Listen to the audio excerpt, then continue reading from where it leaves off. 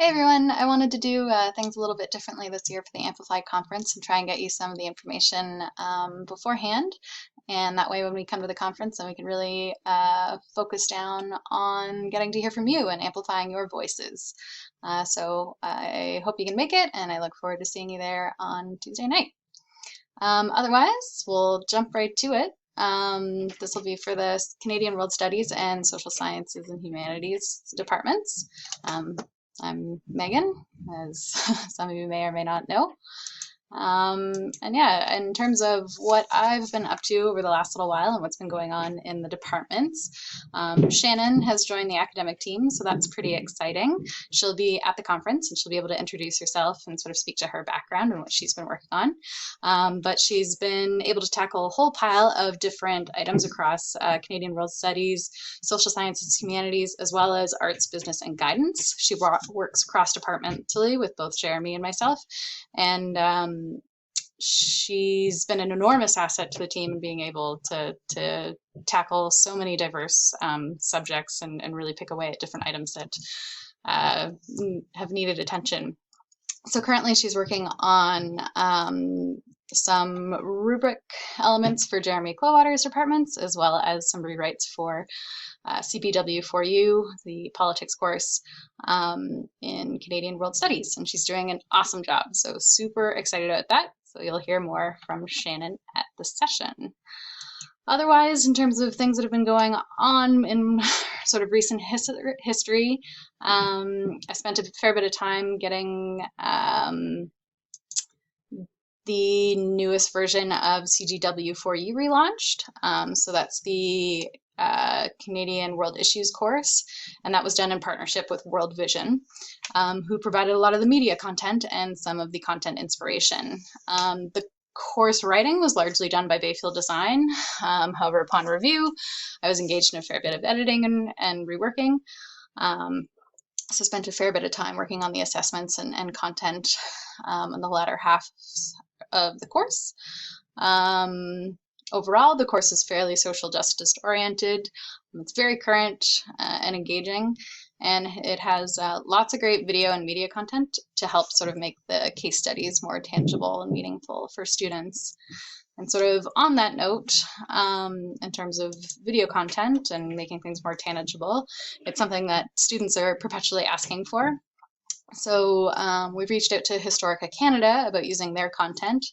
Many of you would be familiar with them from their Heritage Minutes videos, as well as their Canadian encyclopedia content that's online, and additional educational publications that they come out with.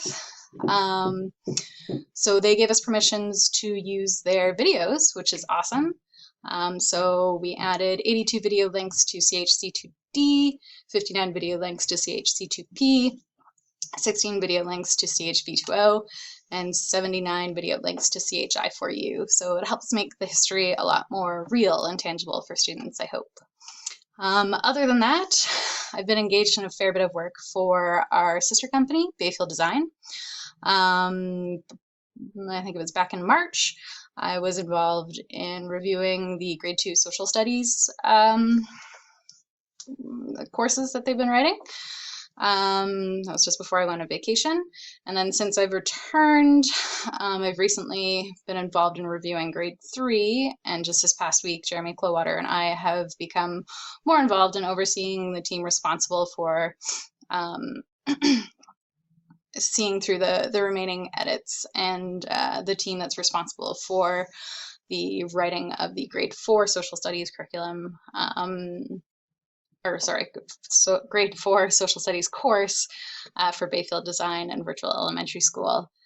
So that's probably where a good chunk of my time will be spent between now and August, aside from helping Shannon out with CPW for you, and then anything else that kind of comes in along the way. So that's kind of it for me and what I've been up to. And so when we get to the conference, I was hoping that we could amplify your voices. So ultimately, I'd like to know what's new with you and anything that you'd like to share. I mean, it's important that virtual high school learn from the teachers. so that we can help improve our courses for the people that are, in there most regularly and have the best understanding of how they work. Um, so I know a lot of you have been back and forth doing online teaching at your regular day schools, in addition to virtual high school and other online employers. So I was wondering if there's anything that you've witnessed or been a part of in online teaching that you think might be of value to virtual high school or other teachers. So if there's anything that you'd like to bring to the conference on that, I'd love to hear about it. Otherwise, I'd love to hear about what you think virtual high school does well or what you think that we could improve on. If there's any breakthroughs or aha moments that you might like to share with regarding student success stories or anything that you think others might learn from. In the same kind of vein, do you have any tips, tricks, or personal processes that you think could be helpful to VHS or other teachers? And then just in general, open it up to you if there's anything else that you'd like to talk about. If there's anything you'd like to know about virtual high school processes, the LMS, or anything, we can have plenty of time for a conversation and questions. So yeah, you can kind of mull those questions over for the next couple of days, and won't be a whole lot of presentation at the actual session, just looking to hear from you and what you might want to talk about and what you might like to share. Great, thank you, and look forward to see you there.